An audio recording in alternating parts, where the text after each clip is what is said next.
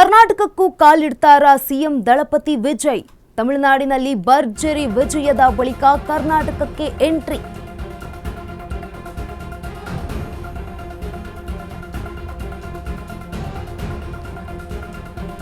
ಪಕ್ಷ ವಿಸ್ತರಣೆಗೆ ಮುಂದಾಗಿರುವ ಸಿಎಂ ಜೋಸೆಫ್ ವಿಜಯ್ ಅವರು ಇದೀಗ ಬೆಂಗಳೂರಿನ ಜಿಬಿಎ ಎಲೆಕ್ಷನ್ಗೆ ಟಿವಿಕೆ ಕಾಲಿಡುವುದು ಫಿಕ್ಸ್ ಅಂತ ಹೇಳಲಾಗ್ತಾ ಇದೆ.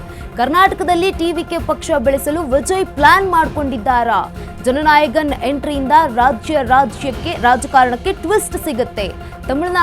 ತಮಿಳು ಮತವನ್ನ ಹೆಚ್ಚಿರುವ ಕ್ಷೇತ್ರಗಳಲ್ಲಿ ಟಿವಿಕೆ ಸ್ಪರ್ಧೆ ಮಾಡುವ ಸಾಧ್ಯತೆ ಇದೆ. ಇದೀಗ ಬೆಂಗಳೂರಿನಲ್ಲಿ ಹಲವೆಡೆ ಬಹುಸಂಖ್ಯಾತರಾಗಿ ತಮಿಳಿಗರು ವಾಸ ಮಾಡ್ತಾ ಇದ್ದಾರೆ.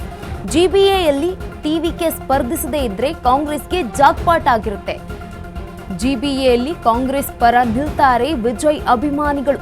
ಒಂದು ಕಾಲದಲ್ಲಿ ಗಾಂಧಿನಗರದಲ್ಲಿ ಗೆದ್ದಿದ್ದ ಎಐಎಡಿಎಂಕೆ ಪಾರ್ಟಿ ಹಿಸ್ಟರಿ ರಿಪೀಟ್ ಮಾಡುತ್ತಾ ಮತ್ತೊಂದು ತಮಿಳು ಪಾರ್ಟಿ ಬೆಂಗಳೂರಿನಲ್ಲಿ ಕರ್ನಾಟಕದಲ್ಲಿ ಮತ್ತೊಮ್ಮೆ ಹಿಸ್ಟರಿ ರಿಪೀಟ್ ಮಾಡುತ್ತಾ ಕರ್ನಾಟಕಕ್ಕೂ ಕಾಲಿಡ್ತಾರಾ ಸಿಎಂ ದಳಪತಿ ವಿಜಯ್.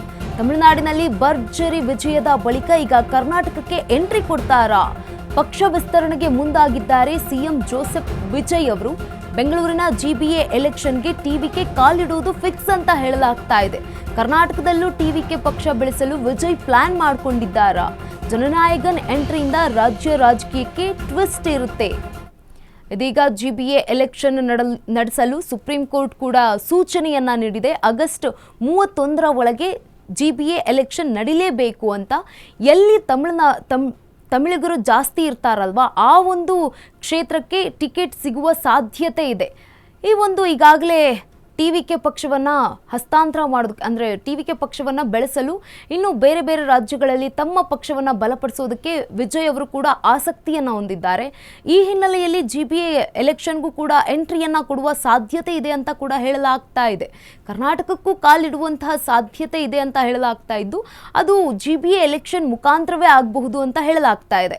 ಕಳೆದ ಒಂದು ಚುನಾವಣೆಯನ್ನು ನೋಡಿದ್ರೆ ಅಥವಾ ಹಿಸ್ಟ್ರಿಯನ್ನು ಗಮನಿಸಿದ್ರೆ ಈಗಾಗಲೇ ಅಣ್ಣಾ ಡಿಎಂಕೆ ಪಕ್ಷ ಈಗಾಗಲೇ ಗೆಲುವನ್ನು ಕೂಡ ಸಾಧಿಸಿತ್ತು. ಆ ಹಿನ್ನೆಲೆಯಲ್ಲಿ ಈ ಒಂದು ಕರ್ನಾಟಕದಲ್ಲಿ ಟಿವಿಕೆ ಪಕ್ಷ ಬೆಳೆಸಲು ಇದೀಗ ವಿಜಯ್ ಅವರು ಪ್ಲಾನ್ ಅನ್ನ ಮಾಡಿಕೊಂಡಿದ್ದಾರೆ. ಜನನಾಯಕನ್ ಎಂಟ್ರಿಯಿಂದ ರಾಜಕೀಯಕ್ಕೆ ಟ್ವಿಸ್ಟ್ ಸಿಗುತ್ತಾ?